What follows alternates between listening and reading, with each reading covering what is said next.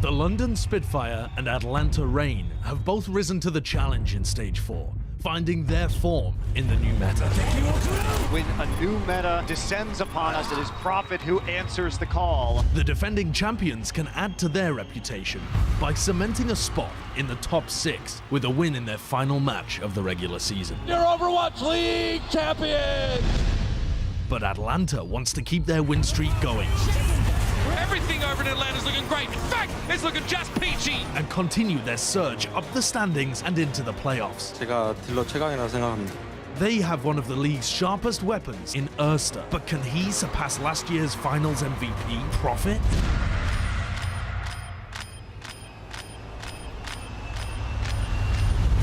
Spitfire, Reign, match of the week.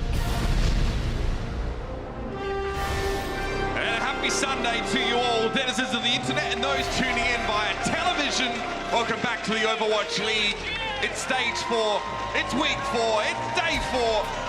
And we've got a couple matches for those teams trying to sneak their way in to that top echelon of playoffs. And also, the last time for this season that we'll be seeing a few of our teams, a great chance to send off and also build a little bit of anticipation heading into our grand finals match. Yeah, you know, some of our matches that we'll have for the rest of the day, you know, they have some teams that are already out of it. These two teams are definitely still in it. We got the Atlanta Reign versus the London Spitfire to kick things off.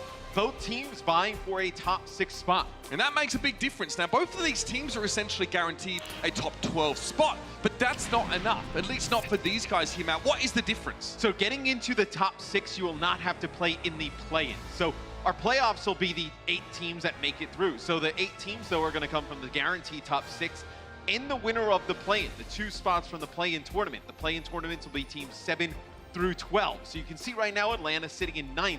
But they still have a few matches left in their season, a good map differential. A win here could propel them up to potentially get into that top 6. You see, this is their toughest match left. They win here, you think they get by the Fuel, they get by the Uprising, they put together a 7-0 stage, and they could potentially sneak into your top 6, which is massive. You do not have to play through that grueling play-in tournament to get a spot. And the London Spitfire are in a similar position, Matt. They want to try and clinch that 6th spot. That's still a tough one for them, though, because a lot of teams realize that might put them up against the San Francisco Shock, but it means that they can bypass our play-in period, have that extra time to practice, which is very important. There will be some changes to the game between now and those playoffs. But if you get into the top 6, that guarantees you a spot in that double elimination bracket, the play-in, to take a winner-go-home scenario. You don't want to put yourself in that spot. You'll take a tough match in the first round if you can make it to the double elim. And of course, let's get this one started. Time to bring out our reigning champions, looking for another shot at glory. It is the London Spitfire.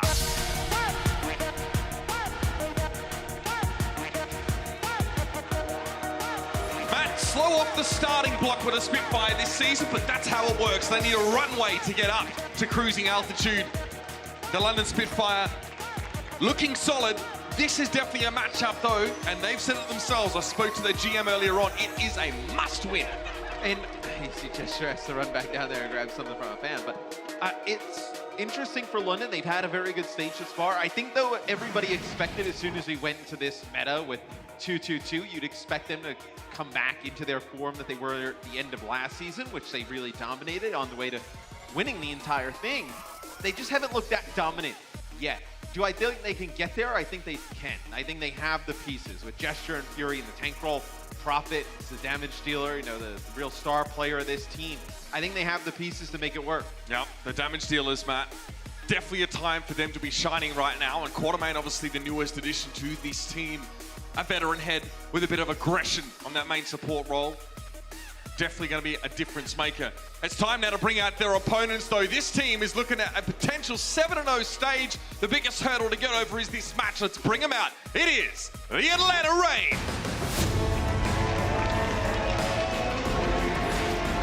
You know, Matt, there's a lot to be said about the motif of the Phoenix rising from the ashes, but the Atlanta Reign, nothing's burned down for them. This is their inaugural season, their first season in the league. And they're already shaping up as a top contender heading into playoffs. And I really love the makeup of this team, especially with Baby Bay and Dogman in, just fiery players. They go off of a lot of confidence. You have Erster, who's been lights out this stage. I mean, he has been one of the best players in the world. He said it during himself. Stage 4. He believes he's the best damage dealer in the league right now. And they don't really have like a big glaring weakness as a team. They've really put it together in this stage. They have Baby and Urster, the damage dealers who like both of their combo, but this is going to be a matchup. Urster versus Prophet. The star power in this head-to-head is insane.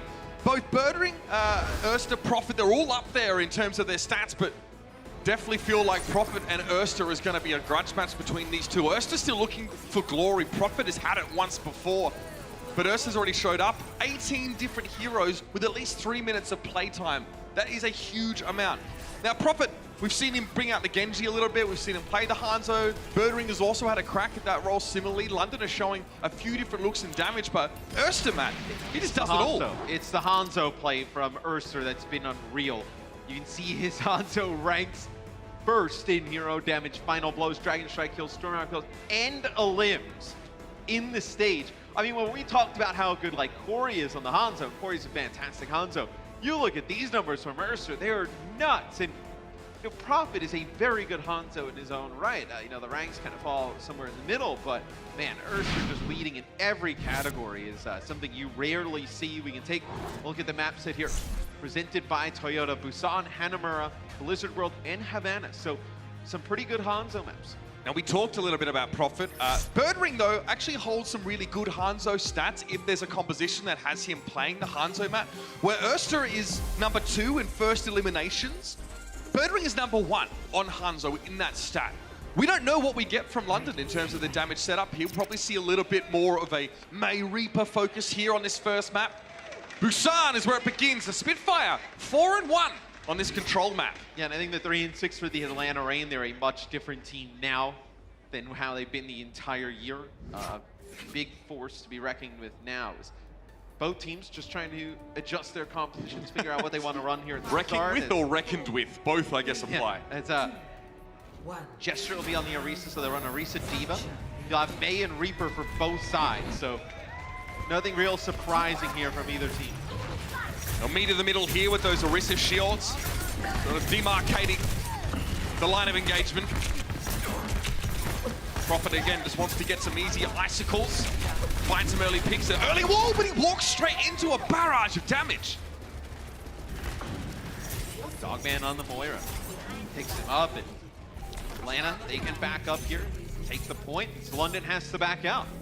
And not a great start for the Spitfire, and Prophet has a way of staving off damage. Ice Block protects him and heals him up over time. It was clear to see that he just wasn't ready to take such a high amount of burst damage in such a short period of time. Puts the Spitfire behind the 8 ball now as they need to return to the point. The longer this fight takes, the more percent they give to the Reign. They start off with dueling coalescences and a May wall comes up early. As both of those Moira ultimates come out here early. You see one come out, the other one just trying to keep everybody alive, put down some damage as well, as both teams just kind of fighting in this neutral area here. Urster does have the Blizzard to use to drop it here on the back line of London. Yeah, he lets it go and then drops the wall. Harder for London to see that Blizzard coming. Birdring gets caught. It's going to be a wall for the Spitfire to try and give themselves some privacy and some safety in this room. But losing Birdring, their main damage dealer, there's not much to be done here. They're giving percentage every second to the Reign. In the Reign, they realized that there was one player split off, so Baby Bay, with the help of Dogman, will go finish off with Ocean, as he's going to use a Death Blossom here in the corner as he's pushed up. Very aggressive, but it works out. Look how close they are to London Spitfire's spawn, but Ocean is going to get sent back. And I mentioned that they're pretty fiery guys. So looking at Baby Bay as he's on the stage right now, you get his player cam in the front. He's just screaming at the rest of the team, like he is popping off right now. They're in the bottom left.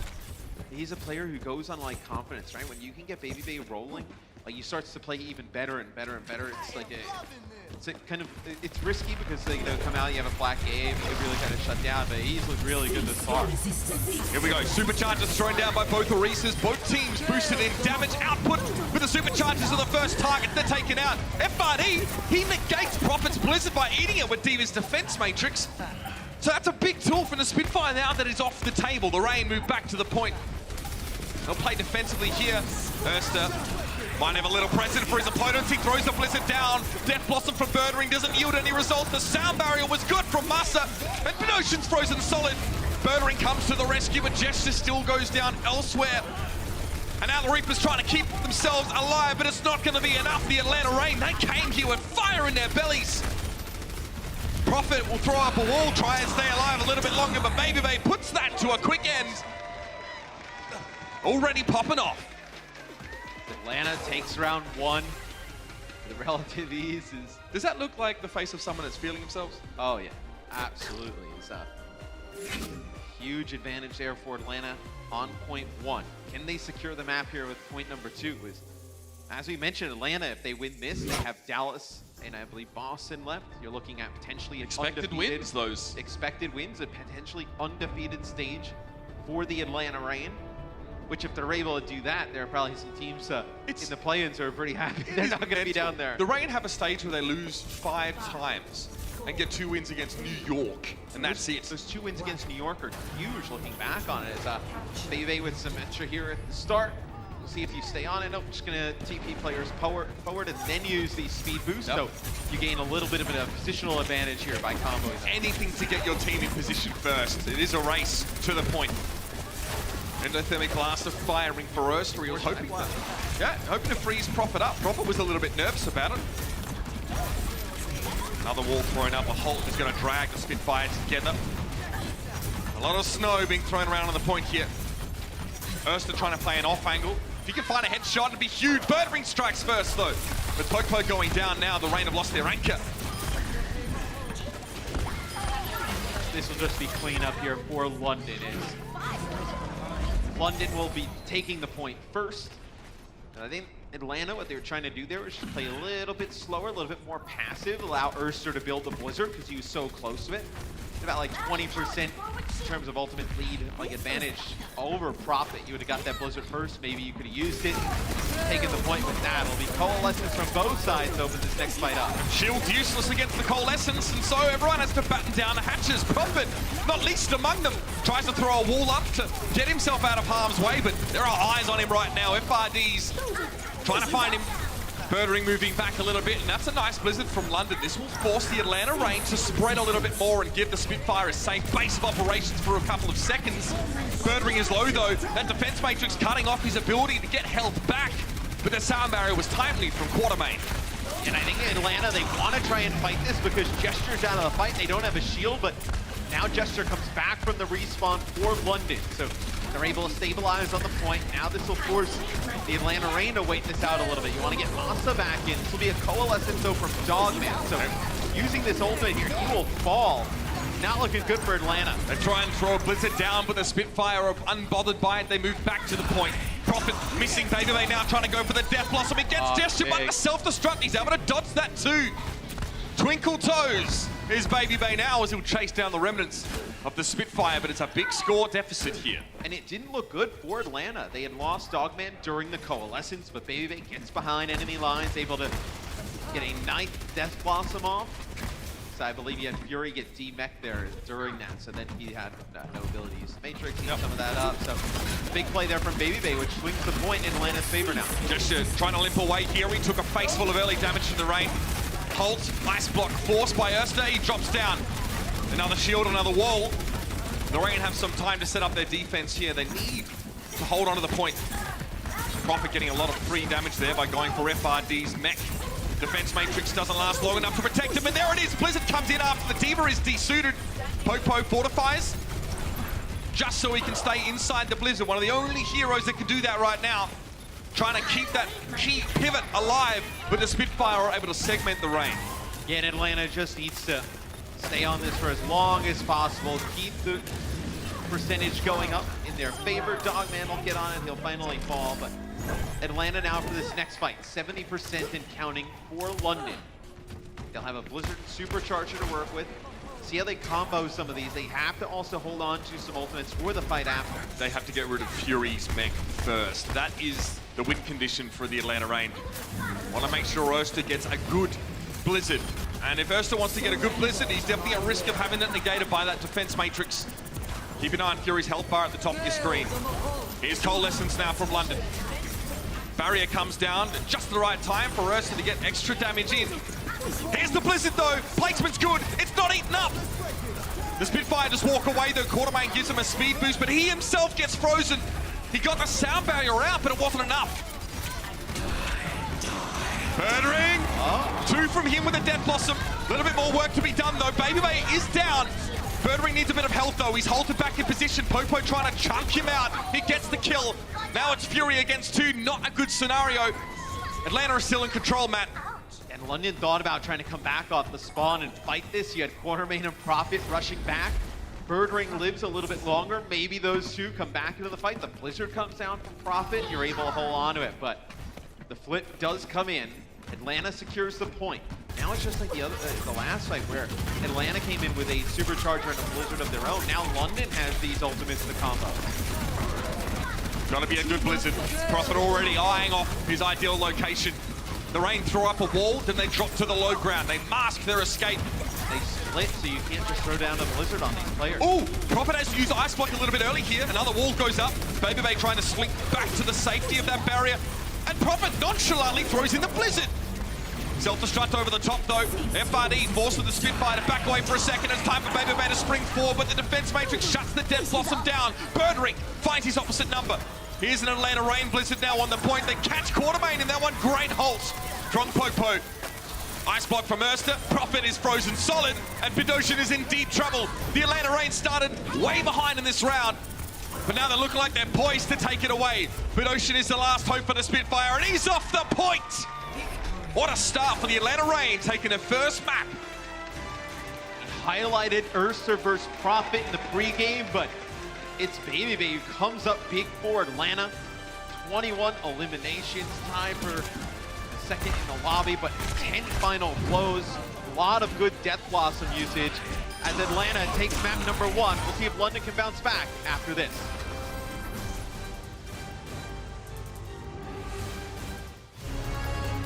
The Overwatch League is powered by Intel. Game, record, stream without compromise on Intel Core i7. And by Omen by HP, the official PC and display of the Overwatch League.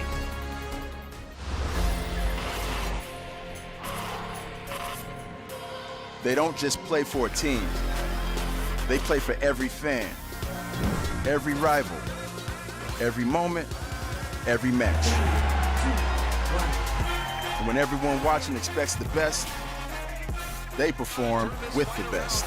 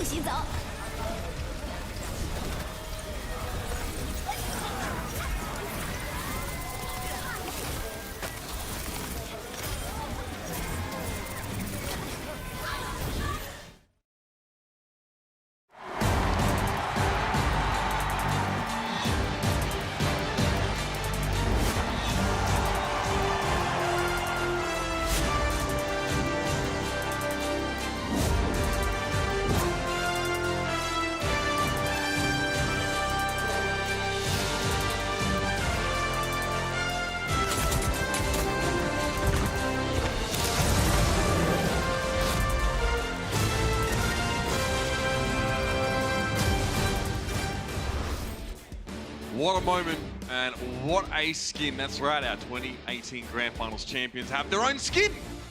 Get your hands on that fantastic Winston rendition from August 29th. What a way to commemorate the capture of history by the London Spitfire in 2018. Who will be this year, Matt? What skin are we getting this year? I don't know. Hey, I mean, the way it's looking right now, you could end up with two shock ones. One for MVP, one for the winner. Match of the week, we had Atlanta up 1-0. I think is it surprising? I was going to say, is it surprising? But for me, it's not. Like, I've been pretty high on the Atlanta reign, I'll admit. Hanamura comes up next. But I think a lot of people are just waiting for them to see if they played, like, up to top-level opponents. Listen, I mean, you have to concede that the Washington Justice is a top-level team in this meta. Well, you have an Atlanta reign team. If they go undefeated this stage and they win both games this week, where are they? Are they, I think at worst, you'd probably have to put them third in your top 3. Yeah. Or as Josh likes to have a top 4, I'd say at worst 4th in your top 4. And that's even a stretch because things will change as well with the inclusion of Sigma come playoffs. I also think too, we'll see Atlanta on offense here. Sometimes it's difficult when you get towards the end of the season to kind of write off the beginning 3 stages, but we know it's a completely new game right now. How about this though? Atlanta leave Baby Bay in here for map number 2. Yeah. And it will be again the Reaper May. This is how the Reign want to play this current meta. The Spitfire have Birdring on Hanzo. So we talked a lot about Prophet. Birdring actually has the better stats league-wide over Prophet on Hanzo. They need Prophet to play May. It's really what it's about. I feel like Prophet just has to play whatever it is. A Maywall comes down the middle, so that allows them to break some line of sight with the Hanzo to get to the point. Oh man, if he finds a kill on the Hanzo here, it's big. He even has the time to go for the Immortality Field. That's nice. Gets rid of that, and now what? You don't challenge a Reaper here. He might not have any choice, Prophet. He didn't know what hit him, like a bolt from the blue. I mean, Reaper is just like a big battering ram, right? Like, it's the thing with Reaper is when he gets into positions where he forces you into close quarters, it's difficult to deal with. A few players here are going to be staggered for London. It's stagger and swagger right now. I just watched Baby Bay teleport directly in front of Bidosin and then smash him with a Hellfire shotgun. Can you make something out of this, though? Well, Nice Maywall here. It's good. I mean, only the Diva got cut off. She could always have rejoined the team. Baby Bay drops to the low ground. He's used all of his evasion abilities, Matt, though, so he's a little bit vulnerable unless he's doing damage in Bird Ring. The Dragon Strike cuts through. Quartermain's Immortality Field has been removed, but London look pretty comfortable here in this fight now. London will hold on, although that first point very quickly taken for Atlanta. The ceremonial Diva stagger here. We saw this happen to Blase the other day. FRD, he's in trouble. Mate, he's got a poker face on stage, though. He is not showing any emotion. He's probably been here. He's just looking at his teammates laughing now on the stage. It's going to happen again, too. This is a great stagger, though. Now he'll finally be eliminated. You know, Diva players must have the sickest mentality. Having to deal with that every time you get desuited in a fight, you have to be zen. Not actually playing Zenyatta, but channeling your inner zen like 24/7 to be able to deal with that without tilting. Sound barrier here available for Masa in the Atlanta reign. How do you decide to use it? I think you probably hold on to it when the blizzard comes down. Yeah. But Ocean will have the transcendence for that. Atlanta go around the outside here using the Maywall jump up. This is definitely red here by London. There's London sends both tanks to the point. It's been a little while since the Reign have shown themselves. London can surmise they're going this direction. Oh dear, poke. Oh, their defense matrix comes at just the right time to keep them alive. He's very low. Yeah, you saw that Dogman tried to run in and give him a bit of healing, but Prophet, long range. He loves being here right now. This guy can do whatever he pleases. He has a blizzard as well. I don't think he'll need it. We're gonna see it again. Oh. Run away. Oh dear, yeah. Shoot him. Get your money blaster out. Pop off.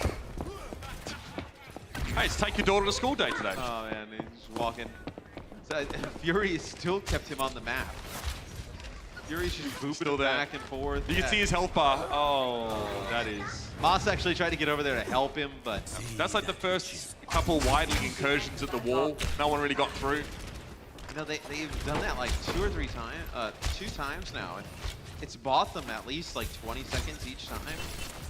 It adds up. They're getting back, yeah, it does. 40 seconds up against 6 minutes is definitely a huge chunk of time. And now they don't have sound barrier to deal with the blizzard that'll come down. So I wonder what they're going to do. They're going to have to try and split up. There's going to be a Dragon Strike on the high ground here from Birdring, but the Dragon Strike gets nothing. Running at Birdring, full tilt. Getting rid of that Hanzo. Baby Bay heads up to the top of the pavilion here and briefly kissed by Fury and needs to go down and protect the rest of his team. Blizzard. Oh, Baby Bay gets frozen so quickly. Self-destruct over the top. FRD gets gesture, but that's it. That's all he's going to get. Now Ersta's in trouble. Masa is a monster. Another one for the Lucio. Mayhem? No. There's just nothing when both those blizzards come down.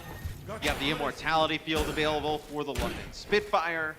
But Ocean had used his Transcendence a little bit earlier. It was kind of forced out of him from the high ground down to the low. I think Atlanta right now, you're just trying to figure out, do you stay on this? What options do you really have?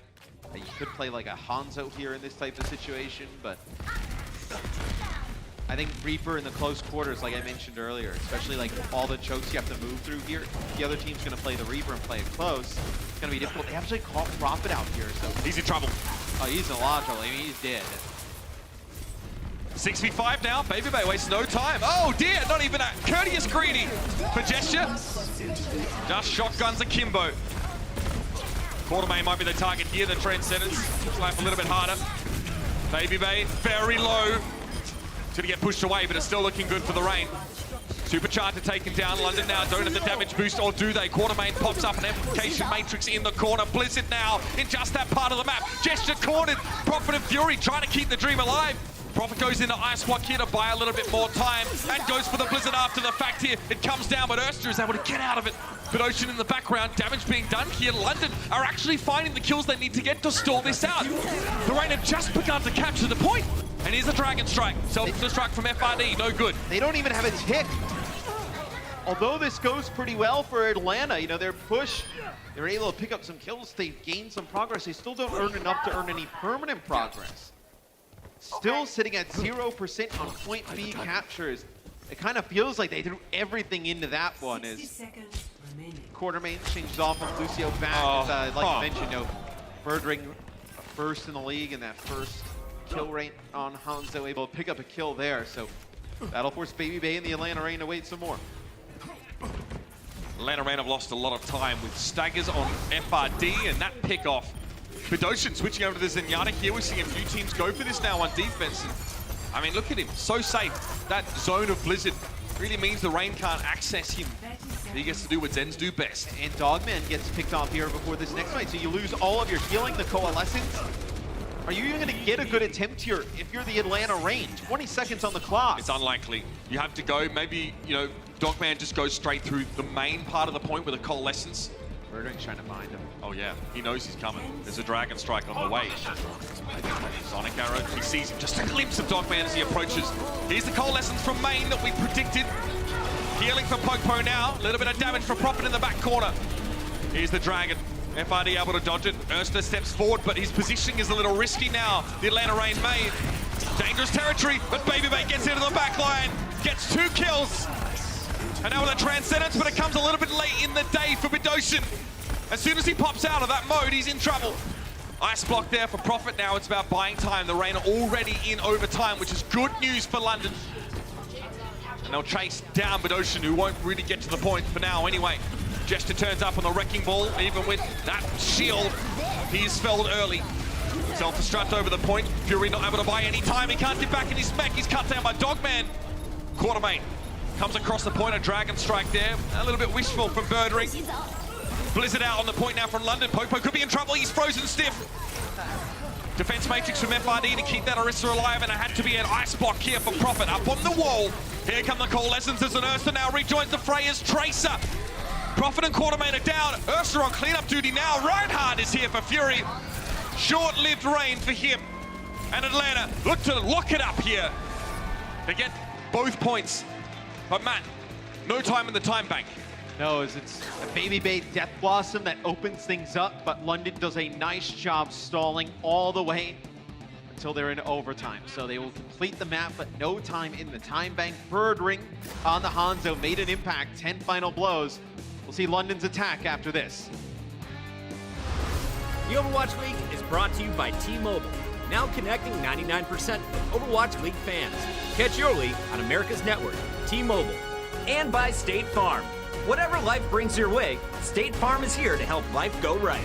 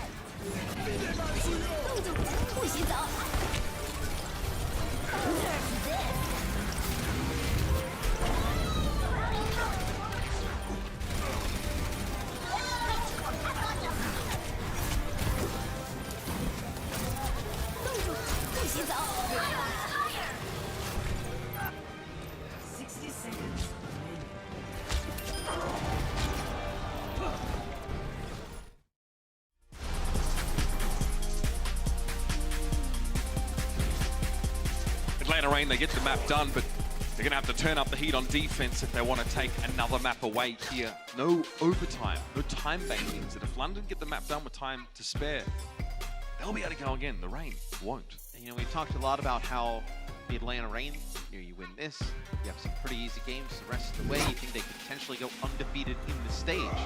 Mind you, this is a very important game for the London Spitfire. They win this, they can get into the top 6, lock that spot down. Our road to the grand finals is rapidly approaching.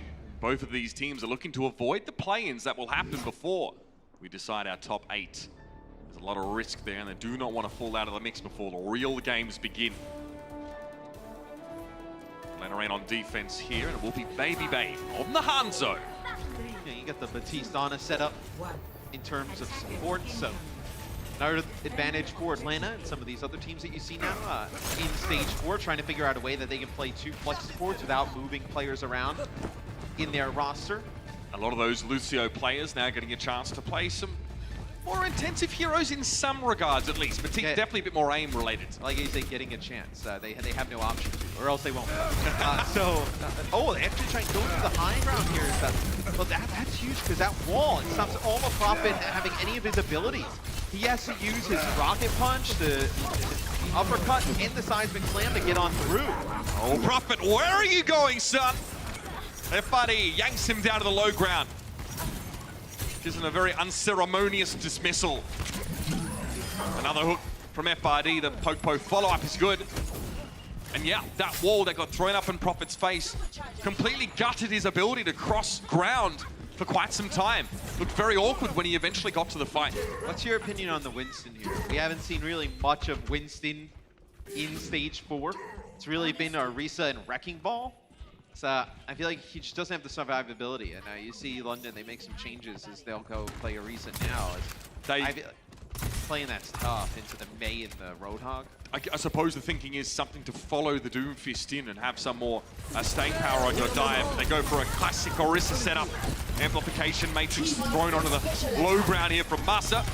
Coalescence came out from the Spitfire. They're trying to get to the point, but Badoshin goes down. They are at least fighting on the point, but Erstad, that's where he wants to be, Matt. The Mei thrives in this environment. There's nowhere for her foes to run, which means she can put them on ice. And they do try to get the Reaper onto the point, a lot like how the Atlanta Rain were able to do. That's how Atlanta was able to do it. They put the Reaper on the point, have them come into the close quarters, try and fight against them. BabyBay now has played Sombra, so we're gonna have to move away from Hanzo. He'll play Sombra here. Was that Trying to more farm up an EMP, probably trying to get back. Was that more a concession for the Doomfish that we saw earlier, perhaps? BabyBay still playing a hero that was supposed to counter a pick that the Spitfire have since switched off of. Either way, they'll look to get value with an EMP as soon as possible. Oh, Esther! Fury's just a little bit too canny for that. He tried to throw the Blizzard down, but Fury was ready with the defense matrix. May not matter though, as Gesture gets caught there by the wall. But on the point are the Spitfire. Already one tick of permanent progress, and they're looking for more. Burnering couldn't escape the hook that came in.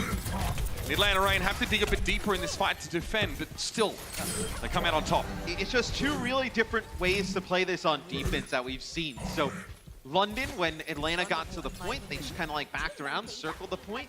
When London is getting the Reaper to the point, that time they get Birdring and Ocean to the point. Instead of kind of trailing it, what Atlanta does is they just push forward and take out the front line, then they double back and deal with the Reaper. So they get rid of the tanks that was caught up by the main door and let the Spitfire get some progress.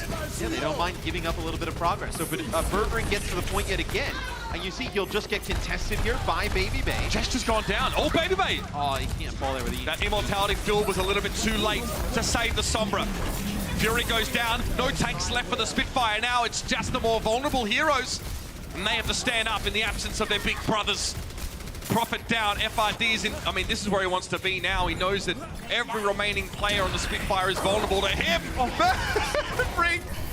The chain whip comes out from FRD as Birdring tried to go for a Death Blossom. I think he wanted to drop down with it. And Quartermain wanted to end up using his sound barrier there probably because this is like your last fight. But he doesn't want to use it because BabyBay would have just ripped it right off. He knows he's back in the action, so holds on to it here. This is looking like Atlanta Reign putting together a full hold. Last chance saloon for the Spitfire now. They need to put the puzzle together. On the right side, you can see Jester didn't even get there. Quartermain. Even if Quartermain didn't get hooked there, he would not have got to the point in time. And the London Spitfire are throwing bad money after good at the Reign. They give up that second map there. Their attack completely toothless. We never saw an EMP. You never saw the sound barrier. They just never ended up going to touch the point. So Atlanta, they are all smiles, stealing that map away. They get a full hold. They go into the half up 2-0 against London here. The Overwatch League is brought to you by T-Mobile, now connecting 99% of Overwatch League fans. Catch your league on America's network, T-Mobile.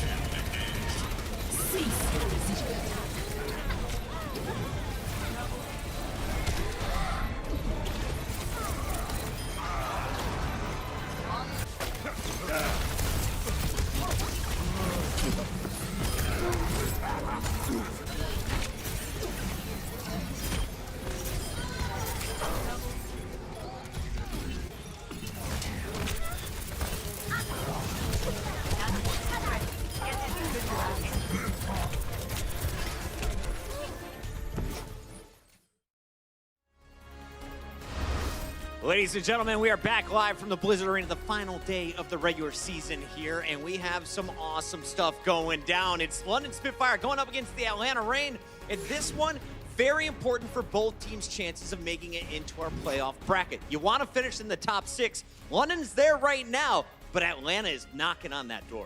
Yeah. Oh yeah, they really are, and they're showing up to play, really. Looking at the standings right now, they are so very close to like keeping that top 6 spot. And they are one of the dark horses here. I don't think many people actually expected the Reign to place that well at the end of the season. Yeah, the Atlanta Reign 4-3 in this stage, but they have such an opportunity going forward. I mean, they're undefeated at the moment, sorry. But when you look at their Stage 4 schedule, they are currently in a great position to be able to beat the London Spitfire. And the Fuel and Uprising, those are what you would expect to be fairly easy wins for the Atlanta Reign, considering how well they've played so far. But they have to win this game against London because London are holding one of those top 6 spots. It's been so fun to watch these teams so far, and we highlighted on the pre-show, it's going to come down to the DPS today. And one guy who is #1 across the board on Hanzo was Erster. But we didn't have to see his Hanzo so far for Atlanta to get the wins. How did they get the victory on our first map? Incredible performance from Erster's May, honestly. This team has been so phenomenal at being able to work around it, and he outplayed Prophet in the first half, something that we weren't even sure whether that would be possible. On Busan, he was being able to set up his Blizzard so well. I think that was one of his real strengths. He's #1 at the moment in terms of Blizzard efficiency, as in the amount of people he actually catches with these Blizzards. One of the reasons is that Atlanta are so good at forcing out cooldowns before they engage with it. Right. So they'll try and force out the Orisa Fortify, the boosters from the Diva, the Wraithborn from the Reaper, as well as the Fade from the Moira. These are all abilities that can allow people to escape from the Blizzard. Erster's great at throwing them out at the right time. Especially when you consider he's going up against Fury, one of the most dangerous divas in the game. He's always eating ults. Yeah, and I mean, it is not the most impressive feat, I think you said, to actually eat a Blizzard. Like, that's so much easier than, let's say, a Graph, as it does require a little bit less reaction time. Yet, it is still, of course, incredibly important to do that. But there is a lot more to eat in the current meta. But yeah, let's take a look in general at how Erster is doing right now on that May, on Busan. He's had a great game, but yeah. Technically, so did the entirety of Atlanta Reign, really. Yeah, that's absolutely true. They've been stomping through this. I mean, the times are only just over a minute, and then he's able to get 8 Blizzard kills out of that as well, doubling the amount that Prophet was. A masterclass from Erster and the Atlanta Reign on Busan. Erster very strong on the May, but I was watching Baby Bay when we went to our second map, Hanamura. He opened things up with that Reaper, and we talked about Baby Bay. We were expecting maybe a sniper duel between him and Birdring.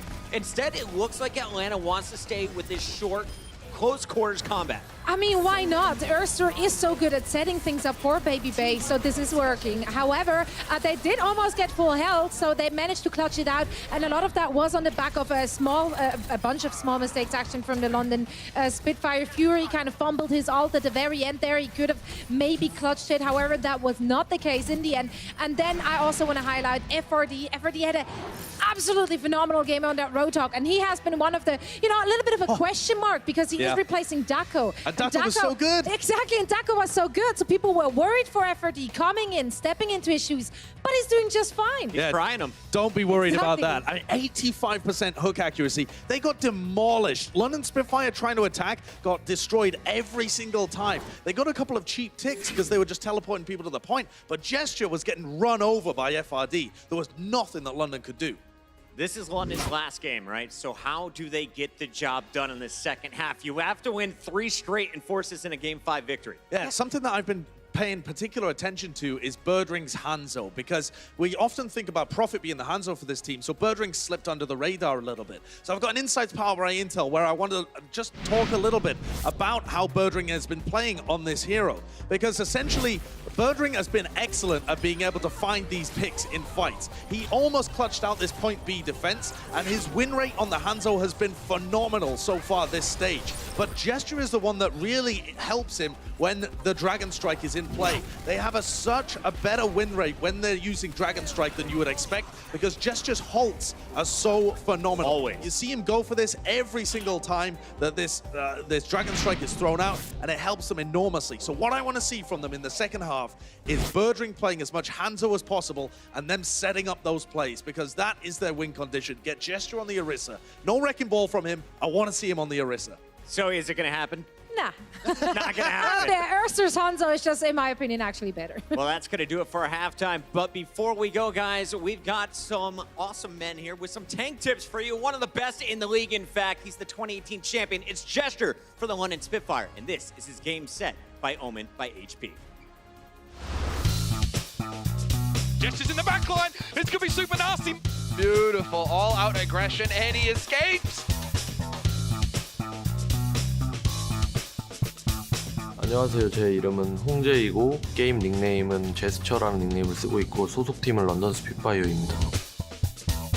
윈스턴은 이제 탱크 캐릭터 중에 기동성이 좋고 되게 그 방벽을 깔면서 동시에 공격을 할 수 있다는 게 되게 좋은 캐릭터고, 그리고 뭐 궁을 이용해서 낙사를 시킬 수도 있고 약간 다재다능한 캐릭터인 것 같아요. 저 같은 경우에는 웬만하면 풀스크린보다 이제 이 모드를 많이 쓰고, 여기서도 240Hz로 맞춰주고, 그리고 렌더링은 100% 감도를 7을 쓰고, 그리고 DPI는 800을 쓰고, 이게 에임 형태는 크게 신경 쓰지 않는 편이에요. 저 같은 경우에는 이제 그냥 손풀기를 할 때 이제 훈련장에 와가지고 그냥 로봇들을 이렇게 때리면서 공이 차면은 이제 뭐 이런 식으로 드리블하면서 놀고, 가까운 거리에서 데미지 넣으려면 뭐 뒤에 S키를 누르면서 점프를 하면서 데미지를 넣는다던가, 점프를 할 때는 이제 뭐 우선순위가 보통은 이제 피가 낮은 뭐 DPS나 아니면 힐러 쪽인데, 상대 위도우메이커나 이런 게 저희 팀 백라인 쪽에 압박이 많이 되면 위도우메이커 같은 캐릭터를 이제 1순위로 보기도 하고 그래요. 윈스턴 이제 이 쉴드 같은 경우는 이게 뭐 상대편 맥클이라고 치고 이렇게 간 다음에 이렇게 따라가다가 좀 이렇게 끝까지 가서 깔면은 좀 더 활용을 잘할 수 있을 거예요. 이 맵 같은 경우에는 되게 윈스턴이 좋은 맵이고, 아무래도 사방이 낙사시킬 수 있는 공간이 많고 그러다 보니까, 그리고 천장도 높아서 눈바니 같은 경우에는 윈스턴을 활용하기 좋은 맵이라고 생각이 드는 이유는 수비 지점에서 특히 윈스턴을 쓰기가 좋은데, 이게 상대가 이제 다 1층에서 시작을 해야 되기 때문에 2층을 먼저 먹고 있는 윈스턴은 편하거든요. 되게. 이 인터뷰를 봐주셔서 감사하고, 이 영상을 통해서 조금 더 나은 윈스턴이 되시길 바라겠습니다. Gesture, my goodness.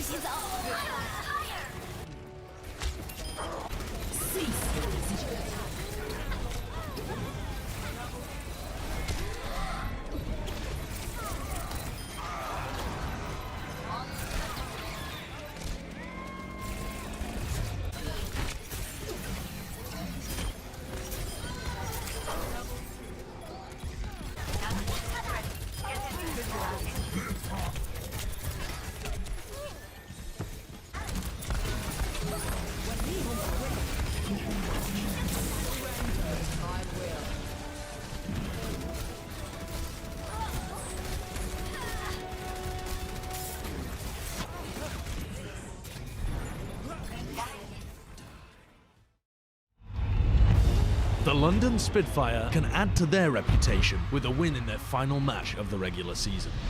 But Atlanta wants to keep their win streak going. Spitfire, Rain, match of the week. Welcome back, ladies and gentlemen. This is the Overwatch League and our match of the week.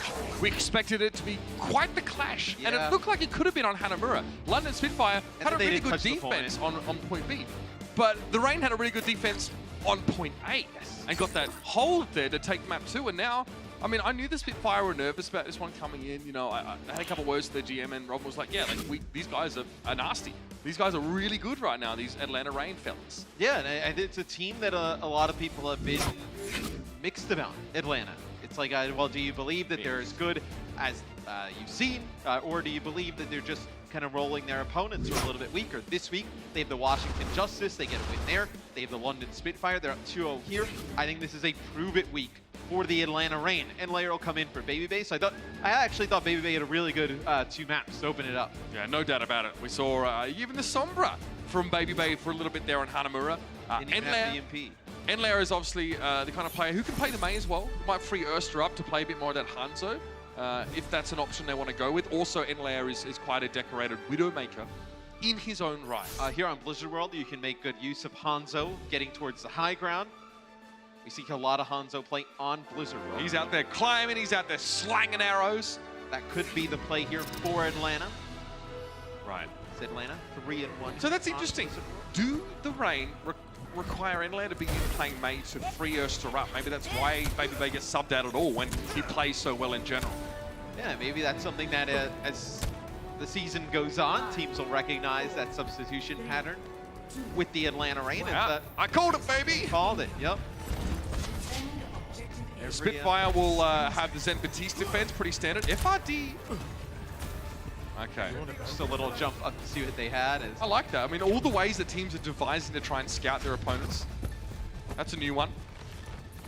Can't get one-shot kill with a headshot, I guess, so there is that. Now we get Birdring versus Erster. Well, we'll get in a little bit as Bedosian lines up some orbs, takes out Masa there. Masa was just to the left of the barrier, or the barrier came just a little too late to protect him. From Pokepo, of course, his barrier. You'd think which one of these Hanzos gets first pick. Shoot the balloons! Really Party pooper! Really dictates the fight. Birdring not having it. Okay, he has noticed here that Master's a little bit behind the rest of his team, so there was a chance to punish him for being a little bit late to the party. Mei wall goes up, Birdring is having another look. He sees that immortality field. Gesture removes it. Okay, the Rain are getting some progress here. They're going to be forcing a fight. They get Fury. And he defies gravity as he falls very lightly for such a portly gent. Dogman will play behind the boxes here, but the hooks are good. FRD, these last 2 maps, he's Roadhog. I mean, Josh brought it up at halftime, Matt. 85% hook accuracy. So far, 100%, by the way. Yeah, it's something that Josh and Zoe were talking about a lot during the half, is how good he's been on Roadhog. Oh, he doesn't care. Don't even really miss Dako. At this point, he's played so good. As Atlanta be able to take the point, they unlock the payload, and when you lose Fury, it's tough. You lose a large hero like Roadhog, you take up a ton of space on the point, stay there for a while, contest. You feel bad for London, you know, being like a London player, because you do have like, so that'll be a pick for Birdring. You do have the natural high ground there for Atlanta on the backside of the point. And with the way that Atlanta took that push on offense, they couldn't get Erster set up on there. So they were trying to manufacture a pick with the Roadhog there and just trying to negate anything that Birdring could get with the Hanzo, just putting the shields down and playing around it. And London played right into it. Profit be sneaking. Throws the wall up immediately, gesture sent sky high. Here's the Dragon Strike. Profit is forced to ice block here. He'll have the wall pretty much immediately after. Takes down the immortality field, and here comes Supercharger, but Jester was too low. The Atlanta Rain now able to push through. They got rid of the front door. And it's really little things with the Mei wall. This will be a blizzard that comes down from Profit here towards the end. So this will get Transcendence out. They're going to try and use it to keep everybody alive. They're actually forcing Atlanta to invest a little bit more into this fight, keep the payload rolling. Oh! Through Transcendence? Looks like it. Fury goes down, even with the healing of Zenyatta. and there was an amplification matrix thrown down there by the Spitfire. They committed so much to that fight, London, and they come out with nothing. Masa, he'll have his Amp Matrix for the next fight, so some extra damage for the Atlanta Reign. They'll be able to put it down around the corner. But at the beginning of the fight, when they use their own Amp Matrix, Atlanta, it's a wall that comes in from Profit, and the wall is actually like behind the Amp Matrix, so the Atlanta Reign are still able to shoot through the Matrix and break that wall down. That'll be a pickoff on the Gesture. Can you even challenge it at this point? No way, not a chance. London have to give up this point as well. This is a must-win map for London if they want top 6. And Atlanta Reign are just evicting them every stage of the map. Yeah, it's been kind of ugly for London throughout this series. Might get a hook there from FRD, just next to the wall there, so not able to get anything, but Dogman with a pick off on a Gesture. Matt, they've lost Gesture twice in the last 2 fights first, and it is lost for them right there and then. All right, amplification matrix and the Spitfire need to back to the left-hand side. They actually would rather be on the right. Standing where they are now splits them off from the rest of their team. Still, they're going to try and go in, and they find Dogman, who was, in fairness, positioned very aggressively forward. It doesn't matter, though. That was a great May wall. Allow them to at least trade Dogman in for Fury. Supercharger now. Prophet's going to go for the Blizzard here. Popo. He doesn't have Fortify right now. He's stuck in the corner. He's following it up. Good wall. I mean, that prevents the follow-up in general. Here's an Atlanta Blizzard now, and Gesture's looking a little bit worse for wear. Blizzard comes down, but everyone moved out of it. Dragon Strike, though. That's not going to be good for Gesture. He's taken down by Erster, and now, with the payload still moving, you see that Birdring has to move up there to try and stall it out, get a kill if he can, but the Atlanta Reign are cruising through this map. Yeah, Birdring goes on a flank. You will have a Dragon Strike here for London and Fury's Whole Hog to maybe knock some players off of the card. But Amp Matrix and Transcendence here for the Atlanta Reign puts in a really good time. Transcendence and Amplification Matrix, healing and extra damage for the Reign. They've got everything that they need. They need to break down these barriers first, though. Dogman again, out of position, a little bit far forward. The fight happening on the point, but he's looking for kills. He's out for blood. FRD hooked in here. Fury a little bit low, though. FRD might fancy taking that fight. But London have done a good enough job here of staving off those initial forays. They wanna wait here, Atlanta. They want to get a Blizzard. They want to get their Dragon Strike. They know they have some time to push this over the line. So they're about 75% towards that Blizzard. They do have the Dragon to split some players off now, though. And Matrix with the Dragon Strike's going to make it hard to stand behind that and get damage boosted. Oh, it's just as well there was an Immortality field there. Great placement by Quartermain.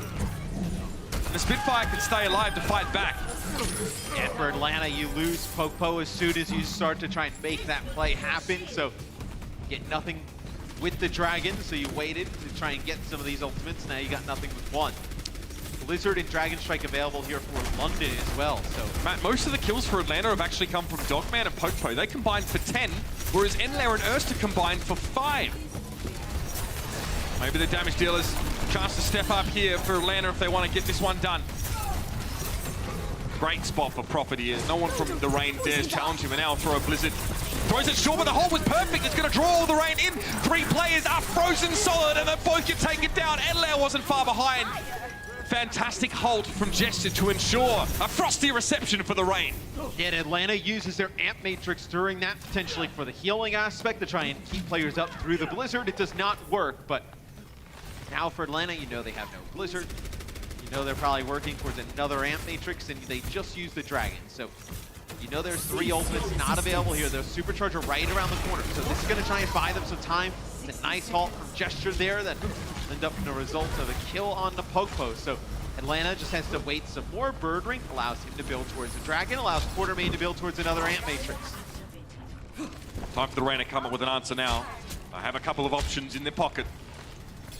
A good Blizzard. Popo maybe take a leaf out of Gesture's book and follow up with a halt to make sure as many of the Spitfire as possible are subjected to the Blizzard. Long range one there from Enlair. He's trying to push forward. Fury is frozen up, and Pedosian has the Transcendence, and FRD not faring well in the 1v1 against Prophet. That's a Dragon coming through. Another halt to try and pull the Reign in.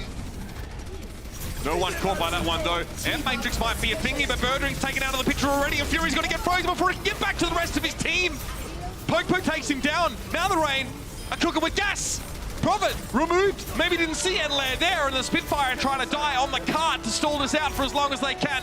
But here comes a final push for the Rain and a real chance to finish the map. Yeah, Dragon Strike and Whole Hog available here for Atlanta to push some players back. So Enlair get in a position, try and get a good May wall here. Force them into one angle, as that'll be the Ant Matrix that comes down. Whole Hog is London does not get back to the point. Still a good defense, though, from London. That was Atlanta with an opportunity to close the map out. They had 3 minutes to get from point B to complete the map. They do complete it, but no time in the bank. Yeah, gotta be tough, though. We've seen the Spitfire have struggled on their attack, especially against control points. We'll see how they fare on the other side of these messages. The Overwatch League is brought to you by Zip Chair Gaming, the official chair supplier of the Overwatch League.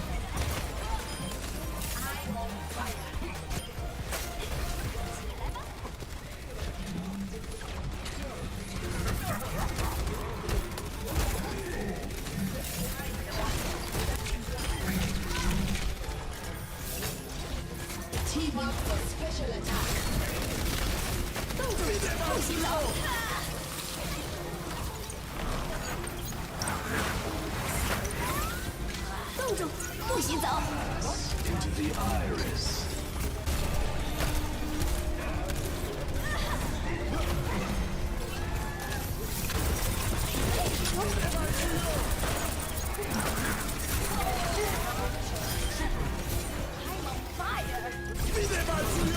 Team up for special attack. Tranquility.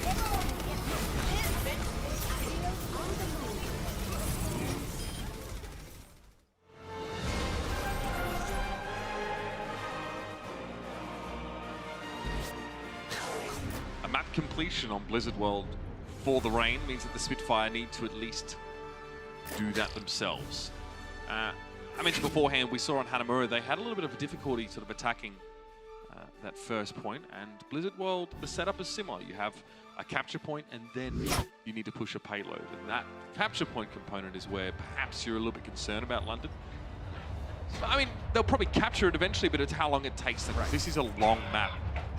Keep your eyes on that. What London decides to do early on is we do have another match coming up after this. It's Washington Justice versus the Paris Eternal. I believe it's the last match of the season for the Paris Eternal. And the Justice look very good so far during this stage. It's definitely one you don't want to miss. It's going to be on Twitch, Disney XD, and the ESPN app.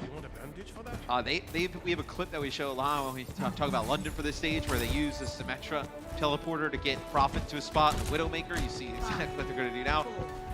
Maybe you get a pick-off here. It resulted in a pick-off the last time they ran it. Teleporter. They don't go for the Widowmaker shot. The Atlanta, they're playing close to the Rain. They're playing quite close early. Birdring goes Widowmaker here, so interesting. So does not want to play the Hanzo here, wants to go Widowmaker. Maybe it's just to try and get a shot as they pull back. I mean, okay, you got it. Hanzo good at breaking barriers, but in lieu of barriers, Widowmaker definitely the go-to. They know they're low on healing because Dogman's on Zen. That's right, not a lot of burst heal there. Ursta found Prophet though. The Hanzo starting to get some work done. Birdring has to be careful, play safe around these boxes. He gets Ursta though. I think that was just poor communication and teamwork there from London. So they get that first pick. Birdring picks up one player off, takes out Masa. And then what happens is they start to go on the right side. Prophet goes far up because he thinks they're going to play beyond the May wall that's put down by Enlayer, but nobody else is with them. They all sort of wrap around the other side. Then you lose Gesture right away. It just does not seem like London on the same page. That's costly though, Matt. Let's see how that Ursta pick went down. Yeah, look at them. They're on two sides. And he's just on the opposite side of Enlayer's AWOL. Not with the barrier that they need to protect themselves from Hanzo. You saw how passively Masa was playing, though. He is afraid of Widowmaker as Batiste. An easier target to hit. Doesn't have a lot of horizontal mobility. If London wants to play on the point here with the Mei, there's not really great sightlines for Birdring. He is trying to flank and find a pick. He's got infrasight. But the Rain hear that. They probably hear where that sound line might come from as well. They might have an idea. Probably not really. I think it's global. But Birdring will know where they are. But see, look, before Birdring can actually strike, they've already managed to find a pick. Now Birdring gets one, though. Getting rid of Popo is pretty big. FID, another hook. Man, those player swings off the back of hooks from FID have been ridiculous. He's looking for more. Oh, he's hungry. And Birdring, that is a dangerous game you're playing, my friend. I mean, the advantage for Birdring on the Widowmaker is that there's no diva on the other side, that he can get on that high ground and just play off of it. Knows nobody can get up there and contest him, but with the angles here on this point, there's not really a great sightline for Widowmaker when the fight is on the point. This is what I was worried about for London, Matt. It's their struggles against set defense. He's going to switch. Having to make, I mean, you haven't got any value out of the Widowmaker, and you've lost 2.5 minutes. 90 seconds remain for the Spitfire to try and get something going here to even have a chance of winning a map here. They invest some ultimates into this fight, and they lose it. You're looking at one fight where you're looking, maybe you have like 1-2 ultimates. It's not looking good for London yet again. If FID gets another pick, it could be over. Atlanta Reign will be able to save ultimates. They won't have to use everything. That's a questionable Blizzard. That's interesting. Maybe he thought they were going to push behind the Maywall. That'll be a transcendence here that comes out from the notion they want to push. FID, he's stuck. Back around a corner, so he's a little bit hard to see. Oh, great wall to come up to save his life now. It's going to be an amplification matrix for Erstra and Masa. This forces the Spitfire back for a moment, but Birdring's able to take down the opposite Hanzo. He's got high ground position and he's loving it. Again, the Spitfire back to the point now. Prophet working on his own into the back line, forces transcendence here. This will mean the Spitfire just going to wait for a moment until Dogman's ultimate is done. Then they'll again lean into the weakened Rain. Prophet getting healed up. Here comes the whole hog. This Dragon Strike could be devastating through the point. Immortality Field being placed down. Great timing. It's going to keep them alive for now. It allows Ursa to get rid of Birdring. That Doomfist is here. Or is he? Well, it depends on who you ask, really. Great wall to block Fury, though. A lot of that whole hog gets negated while he's trying to bring the ice barrier down. Fury halted in. Quartermain, seen better days. He gets Harmony orbed. The Raid still have numbers, though. Prophet's going to have to put up a wall and hide for the time being. It's going to be Benocean coming forward here. Knock up onto FRD. Birdring is down, though. Dogman finds the pick. He's traded out, though. Good Blizzard. Pokepo's caught up in that one. It's ridiculous. Is it enough, though? FRD coming back in, but there's a Doomfist. Asta returns to the fight with a flourish and produces a fist of fives. And now Prophet's going to be stuck in the back corner. The whole hog finishes the job on the Rain. Hold now an unassailable lead in this series. It will be at least a 3-1 for this team. Spitfire now, their chances of sitting in top 6 out the window. The Rain, though, theirs are really alive. Again, an inability to make a set play on a defensive area of the map. That is the kind of thing the Spitfire need to have if they're going to make any progress in playoffs. We'll be back with our final map in just a moment. The Overwatch League is powered by Intel. Game, record, stream without compromise on Intel Core i7. And by Omen by HP, the official PC and display of the Overwatch League.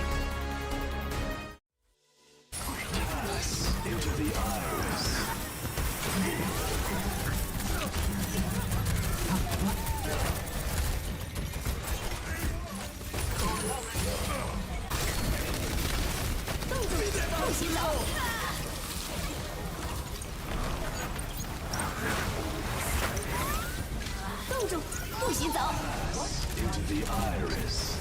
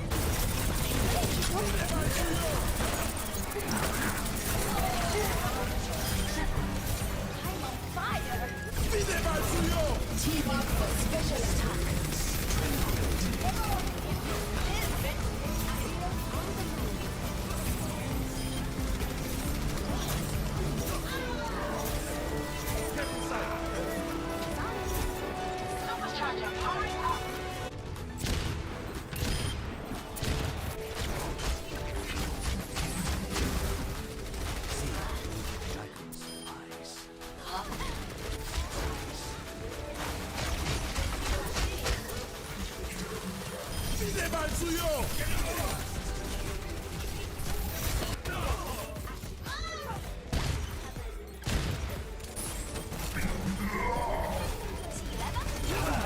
into the iris. 冻住，不许走！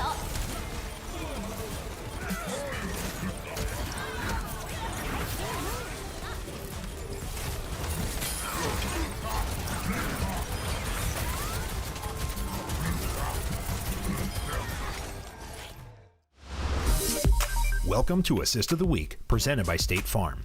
In a battle of top Overwatch League teams, the Vancouver Titans were trying to steal the third map of the series, Hollywood, against the London Spitfire. Haxel charged up Genji's ult, but just as he used it, the Spitfire's resident Roadhog, Fury, hooked him into Prophet's waiting Blizzard, ensuring they would retain control of the point.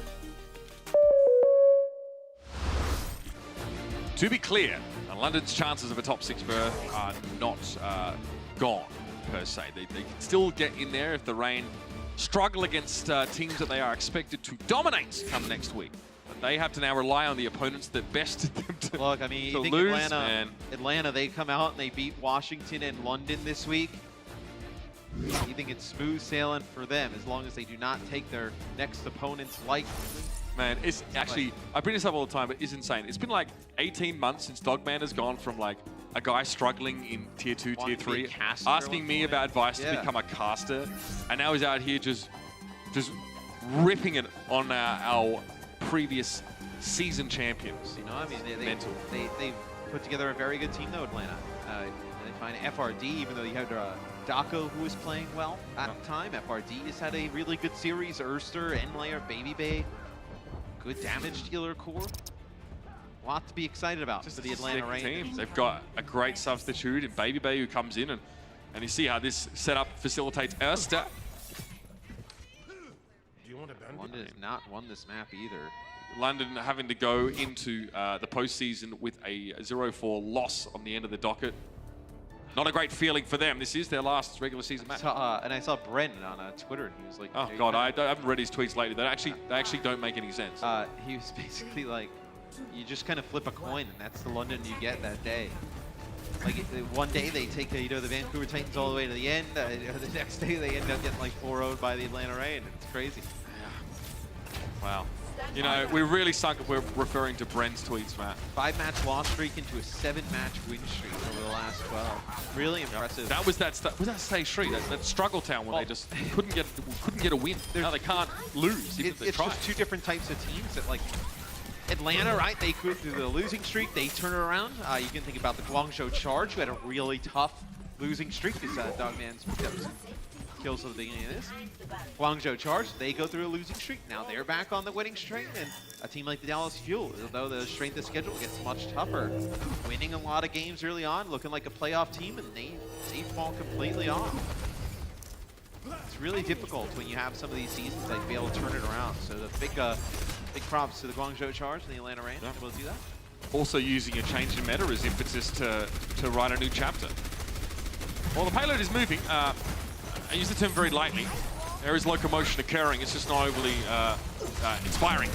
FRD gets caught first here, though. One of my sort of top picks for player of the match so far. I think London will be able to clean up. They try to use everything to keep them up. They use their own main wall to try and block it off. They used Immortality Field. Just not enough to keep FRD alive. So the payload will continue to move here for the London Spitfire. As you'll get another fight here. For the Atlanta Reign, they'll have Ursa earns himself a Dragon Strike towards the end there. You got an Amp Matrix to use here, so potential for a defensive stand here on point A for Atlanta. How does this make you feel, though, if you're a London fan going into playoffs, though? Nervous. You feel really nervous, right? I mean, you felt nervous a lot this season as a London fan, though. Like a win or go home. But you also remember what your team did last year when they just sort of stopped stressing about results and they just boomed their way to a season championship. So, you know that London are the kind of team that can do incredible things. You kind of just have to want to. But do you feel great about putting yourself in that position again? Enlayer just got baited so hard. So far away. The wall was up. They had no choice, but Prophet went for an early ice block to force Enlayer to get aggressive by the looks of things. Buddy frozen, hooked in. Take that one. Dogman's Transcendence looks pretty sad next to a Roadhog cooked out of it. Nice block here for Prophet. Whole hog time for Fury. He'll still need to use the shield a little bit here, and the Blizzard, well, yeah, he's not going to get out of that one. They will get Transcendence out of the Ocean here, as London should be able to clean this up. I mean, they really, it's just been about moving Pokepo off of the point to be able to take this. So, the more players coming out here for Atlanta Reign, but London will be able to get it done. They look pretty good. I think, though, is there a team that needs top 6 more than London? I mean, they need it. So, translation, is there a team that is at greater risk of losing to any of our top 12 teams in London? Hangzhou, right? You would say so. I think it's just more about having the luxury of having the double elimination bracket, you know, being locked into that top 6. Already knowing you do get a second chance. You get a second chance. This is a team that, with the way they've looked so up and down, you'd like that second chance. London will take everything they can get at this point. Supercharger gets weighted out by the Reign. They are chilling, but the payload is going to be moving. Here's an Ant Matrix now. Wall throwing up to block that. Pretty standard. Quarterman and Gesture combining there. That Immortality field, though, kind of helps the Reign a lot. Payload's been a little bit slow through this phase, Matt. While that Supercharger was down for London, there was actually only one person on the payload. Slow, but the Spitfire have been able to bank ultimates here, and the Reign now have one chance to stop. From being a third phase of this map. They've gotten 2 pickoffs, make it 3. So now Atlanta, they'll have to back up as... This is the London you expect to see, right? Fury 7-0 with 86% hook accuracy. This is what we needed to see from London, for sure. But Fury's had a series where you can, you know, FRD's played fantastic on the other side. He's kind of gotten outplayed in that offense world. Just London's coordination on Blizzard World and Hanamura was deplorable. Now it seems like they're much more comfortable when they don't have to like attack a point to get the payload. If they just get the payload given to them, they seem fine. Gesture is anything but though, as he is halted up and meets an arrow. But you're not going to win playoff series like that. No, you're not. I think it's clear. It's probably clear to everybody, including London, that there needs to be significant improvements between now and those important matches in playoffs. But you don't have much more time, and if you're not in top 6, you don't even get a break. No, yeah, you just do not have a ton of time left. We're going to be into it. The week after next, we're going to be straight into playoffs. Give some ultimates here for both teams. See if Atlanta can get a heavy investment from London. They probably won't need to now. So they're able to get the first pick onto Ursa. Oh, you are not using that Matrix at all. Oh. The Reign stood forward like they were hoping to still actually get some value out of that. Prophet. That's a pretty picture. Halt in now, FRD, Poke drawn up. DPS from the Spitfire. Now starting to, fire on a few cylinders. Much less of a sputtering two-stroke. I mean, that's the thing with this team, is that they have, they have the pieces to put it together. It's just day in and day out. It's like, they wake up, they're the good London. They wake up, they're the bad London. Like, you just do not know which team you're going to get. And especially now you see, like, different maps. I mean, they're rolling right now on Havana. This is a map they haven't won. And they're rolling through Atlanta. Popo moving up here now. A lot of damage on FRD early. Quickly is healed up. Master sitting in that back left corner. That's probably right now who the DPS from the Spitfire are looking for. Get rid of those supports. Prophet does his best Wax Emporium impression. It's time to go now for the Spitfire. Supercharger popped out. Wall to obscure London. I guess if the Ant Matrix is in the way, they don't really mind not being able to shoot at their opponents for that period of time. Whole hog through it, Ant Matrix. Oh, it didn't last long enough for FRD to get value out of the damage. The Immortality field is down, but in the meantime, Erster up on the ramparts. Gets rid of Quartermain. Atlanta able to put together a hold here towards the end of the map now. Just a minute to go for London. You didn't even see Gesture's head. You didn't even see it. Such a difficult map to complete. So we got a minute to go. Blizzard here, or Prophet, but you're gonna have a Blizzard on the other side though. So I mean, playing this stretch of the map as May is kind of rough. That's nice. Erster. That's fine. We'll pretend you meant to get that.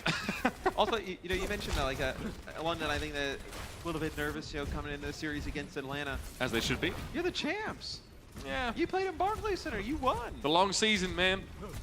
I mean, think about it. London, like 16 and 11, right? So they've had their share of big victories, but they've also had a bunch of crushing losses. But I feel like outside of 3 teams, it's really been most of the league. Short memories, though. We all have short memories. Gamers are like that, especially in like a league. This is only in their 2nd season, right? Short memories. Like outside of your New York, Vancouver, and San Francisco Shock, a lot of those teams in the top 6 have the same record as the London Spitfire. They're right there. All right, Evocation Matrix. Feel like I've seen this before. That was a blizzard there from Atlanta.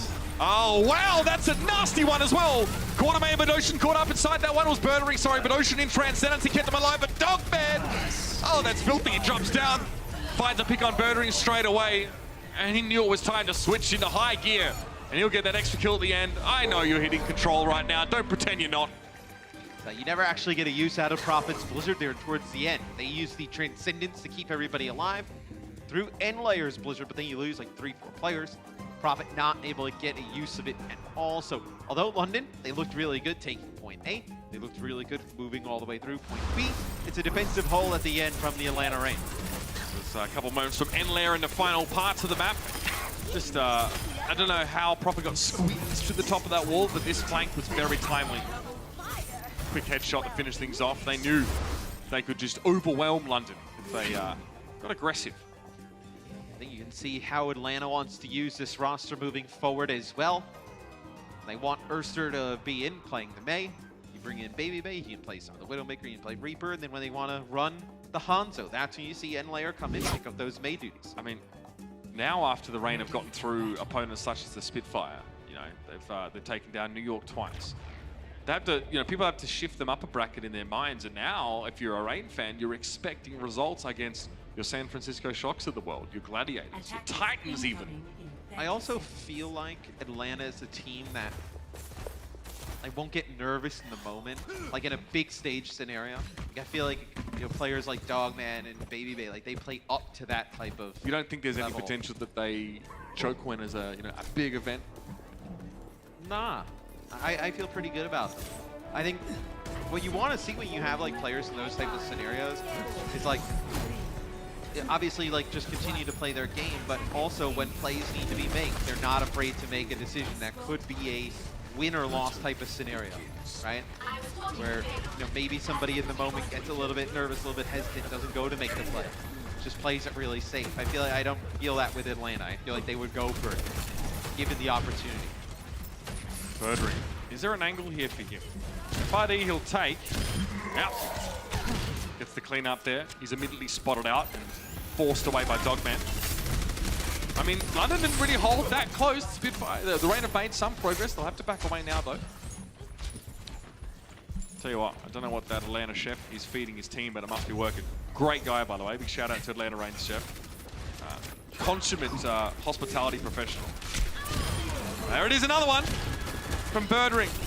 Right now, Dogman's only eating 50 cal bullets. Hey, ain't nothing you do saving him from that. So Birdering connects with a headshot there. It's the Ant Matrix used by Masa, just trying to buy them some space in the street here. So this will force London to back up a little bit. Now you get Fury. And where London is falling back to is where they're dropping. Like, you start to lose some of these players a little bit late in this fight. You're worried about potentially giving up point A. Here it is, though. See, the Prophet was in a good spot. He was causing Poke problems. Enlair steps up, walls him off, then finds him. FRD wants to take a breather. He even leaves a health pack for one of his teammates who didn't need it, but he's going to make sure that the healing credits go to his supports and they get their ultimates a bit faster. Now, it's going to be really close to getting the card in when they come out to defend this. I mean, if the Spitfire get here in time, no one can set up properly. They've got some really nice ultimates to leverage. Whole hog, though, might just be enough to push them off. We'll see what FRD goes for here. I feel like you don't whole hog at the start of this fight. Bit risky. FRD just took a breather, so any more damage there could have been lethal. There he is! Furry gets him down. Poker with a Discord orb on him. Throws up a shield, but the barrier disappeared from in front of Master. He takes a big hit now as well. And there's the Blizzard. Popo, unfortunately, bouncing up and down keeps his blood hot, but he's full of oil. Birdering in the backside. Having to duel that with Erster here. Oh, who just turns around and gets rid of Fury. Birdering at least gets a supercharger, but that Dragon Strike now, Erster just causing so many problems while Birdering struggled to drag him down. As he connects with a Storm Arrow on Fury, then the Dragon Strike out the backside is now they'll have 4 minutes to get from point A to point B. Let's see if they can get some pickoffs though. What allowed London to get through this part of the map really quick with some pickoffs from Birdring, playing Hanzo, as you mentioned, one of the best in the league, getting those first limbs. They're gonna try and take the same exact positioning, see if they can get some early pickoffs. That'll be the supercharger there for London. So this actually forces them off of the high ground. And down go the Rain now, just to shepherd the cart through. This will allow London to set up once more. Erster doesn't want to let that happen. Birdring's done very well on the Hanzo in this head-to-head. He's pretty even right now with Erster. Same amount of deaths, same amount of final blows. Amplification matrix goes up. Prophet just needs to be careful. That halt was meant for him to drag him to his demise. FRD. You saw there 3 people involved in that elimination, so you know he just took a hail of shots and couldn't withstand them. The Spitfire feeling pretty good here. The hook's off the table now. FRD's sort of waddling back to join the rest of his team. Getting them off the high ground was massive. This will be the Blizzard at the beginning here. It'll buy them some space at least. The later ain't get around the corner with that, but that's about it really. Enlayer's going to be frozen. Erster gets frozen too. London be able to even follow this up though. Yeah. A lot of, the nice Maywall from Prophet there to boost Enlayer up. I think he still had the angle on Enlayer anyway, from where he was standing on that left side. But that's where the follow-up's going to come from, is the off angle. Here's the whole hog. Fury wants to run him down. This is good. This is the Spitfire bleeding the clock the way that they have to. Massa. Deep trouble. Dogman! Stay out of this. It's a 1v1. Well, this is where Birdring got those pickoffs on Hanzo, which opened it up. And they were able to control the high ground London pretty much for the entire point B push. You're not able to do that from Atlanta because it's the supercharger that's used from London as they come out of their spawn door, which you don't want to stand there in the open. Your shield's going to get burst down. You don't have enough damage to match that of the supercharger. The team attacking with that ultimate. So you have to back out. You have to concede high ground. And now it's giving it to London. Quartermain from his perch. Oh, Immortality Field for Prophet. He walks out of it. He would have been fine if he just stayed inside of it. That's not the plan at all. Here comes the dragon though. Poke. He stands inside the Immortality Field. Be like Poke. Ah, you'll get Prophet back. He'll be back. But these things happen. Yeah. Great hook though. Poke up to the high ground once more. Gets healed up. He had Fortify on. Dogman down to Birdring again. He's been causing him a lot of problems. Another Spitfire Blizzard. Birdring actually staying safe here from Erster. He knows his opponent has the high ground. Looking very good for London. They can actually stop the rain right here. You think with how many pickoffs they get from Birdring playing the Hanzo early on, they should be able to win these fights so clean. I mean, Matt, Fury is killing it. He's 12 final blows here for 3 where deaths. where was it the first 3 maps? Where was everybody the first 3? Well, evidently, it wasn't. Think of the difference that would have been made if that was the case. But remember, I guess playing like this in a dynamic sense, where the payload is moving and so the environment in which the fights are occurring is, as opposed to like having to bash your head against a brick wall on Hanamura 8. Yeah. Clearly, this suits London a little better. Birdring gets a pick off on Amasa. That's a lot of the healing gone for the Atlanta Reign. Is Birdring on Hanzo, the 14 final blows. A lot of them these early pickoffs in these fights. This map might just keep his stats padded as one of the #1 first kill Hanzos in the league. How mental is that? All right, Sonic Arrow from Birdring. He's going hunting. Massa, dangerous times for you, my friend. Okay, he's able to get away. No headshots there. Another Blizzard. This time it's Atlanta Reigns. Gesture is out of sorts and out of his territory. To be forced away here. Holhawk coming in for Fury now. It is overtime. The Reign. They're going to go for the Transcendency to try to keep themselves alive. But the Immortality Field might not be enough here. Amplification Matrix is thrown down by both teams, but Pokepo's Supercharger is done. Dogman, another from him. He gets Birdring. Finally, Dogman's revenge. Sounds like an awful horror movie. Buddy going to try and hide behind the payload. He and Fury trading blows. And oh, he wasn't able to take a breather. Another for Dogman. He's still going. He's a Blizzard though. Ice block used by Prophet, and Dogman is going to have to just accept it. He's about to be frozen. Good healing from the side, but Massa couldn't keep him alive. He still gets Prophet though. The trade is still good. And so the Atlanta Reign are going to be able to keep this going. Fury's going to come back on Wrecking Ball. Maybe Gesture on the Reinhardt as they want to try and fight this one more time on the point. Love to know what FRD switching to Reinhardt, maybe to get a charge in. Everyone's playing flanker, mobile heroes. Reinhardt here, and the Wrecking Ball. Gesture, though, doesn't want to really deal with Tracer. That's kind of the antithesis to what Reinhardt wants to do. Poke bowls him over. Strike! Handler is there, though. Pulse Bomb already built up. That's pretty darn quick. He gets the stick as well. Fury goes down, and the Atlanta Rain come out with something a little bit different, and it sticks. They're able to get the payload over the line. On point B. It was a good defense, though, from London all throughout. Big pickoffs there from Birdring. So FRD will switch off of the Reinhardt here. Big fan, Reinhardt, big fan. So, see what Inlayer decides to do as well. He'll go Mei. So Mei Hog. Ursula on the Widowmaker. So we saw this the other day. Teams that like to go to the Widowmaker towards the end of this map. A little bit easier to get those pickoffs as Hanzo, you have to get really close quarter. You can play pretty far away with the Widowmaker, maybe create some better sight lines for yourself. Transcendence for both sends here. Atlanta Rain want to start this one off with a decent Holt. They actually have another tool now instead of the hook. Ursa finds a headshot off a Holt. That's as good as a Roadhog hook for a kill. You see that box of victory there for the Atlanta Rain as payloads get close. Holt, Fortify used there. You see Fidosa quickly applies the Army Orb as Gesture flies skyward. Gonna be a Transcendence now. Birdring a little bit low here. Gesture, he's down. Fidosa a little bit too late with his Transcendence. And now with the Amplification Matrix in play, the Spitfire need to be extra careful. There's no shielding, no chance. Did London perhaps not realize how close the payload was to getting to its goal? Gesture again picked off first. And the rest just got recorded in the annals of history. The London Spitfire will potentially still get a top 6 spot, but the odds are not great. The Rain are going to go into next week with a full head of steam. You did not believe in the Atlanta Rain. I think this week has to make you a believer in this team. 2 big wins, the chance to finish the stage 7-0. So this one against London is a big shocker to me. Expected it to be a close game. So did we. We wouldn't call it match of the week. We didn't think it would be close. I thought Atlanta was probably a favorite, but like I said, I thought Atlanta a little bit better than maybe some other people, but I did not expect London to just roll over here and give away a 4-0. The look on Gesture's face says it all. Greatly displeased. London were trying to build up some momentum of their own, but that's not to be the case.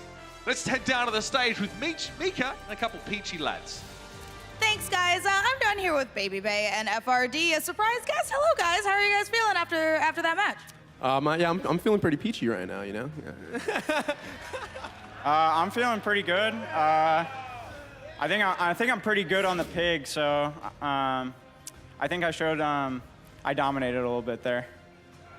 All right, I love it. And you guys are 2 matches away. If you take both of those wins for having an undefeated season, what would you attribute to such an incredible turnaround from last stage?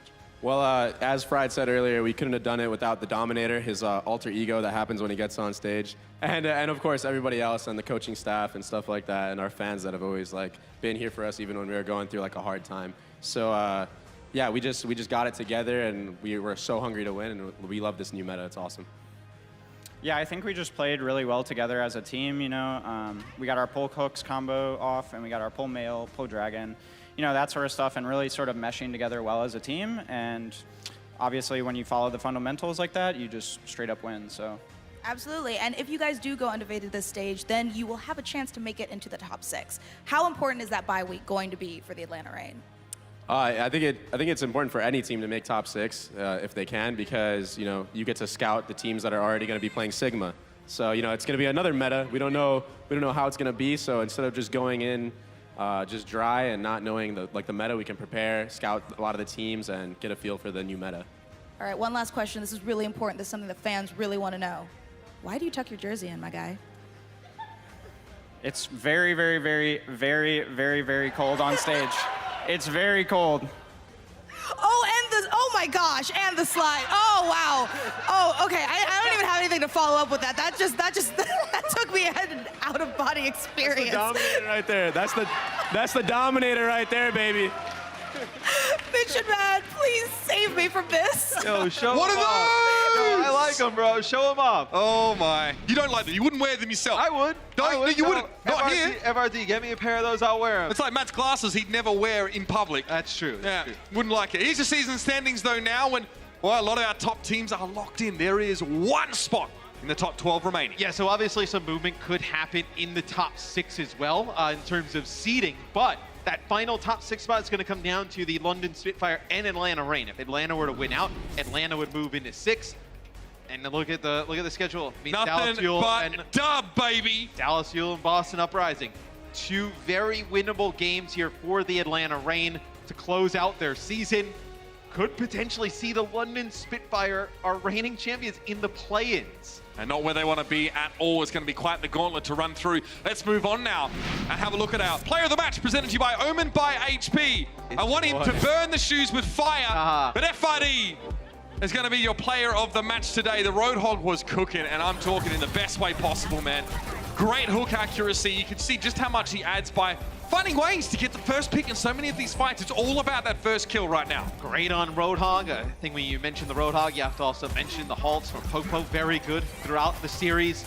But I feel like one of the biggest differences in this game, we talked about the damage dealers coming in, was his Roadhog was really, really strong. And Fury is a player who we kind of hold to a high regard in terms of the off tanks. Yep. He was not really as effective as FRD today, which was a huge advantage for Atlanta. FRD comes into the league sort of midway through this season as a relative unknown to many people who've sort of just been watching the league. Great to pick up, great to bring him up from that tier 2 scene, and now he's really shining alongside the rest of the Reign. What a great first season for Atlanta. And it's not over yet. We're going to see more of him still in this stage. Coming up next, though, we've got more matches to play, and for some teams, that's the last time we're going to get to see them here on stage this year. So definitely worth sticking around for. The Paris Eternal take on the Washington Justice now, and we'll be back with that match on the other side of this break. This is the Overwatch League. The Overwatch League is brought to you by T-Mobile, now connecting 99% of Overwatch League fans. Catch your league on America's network, T-Mobile.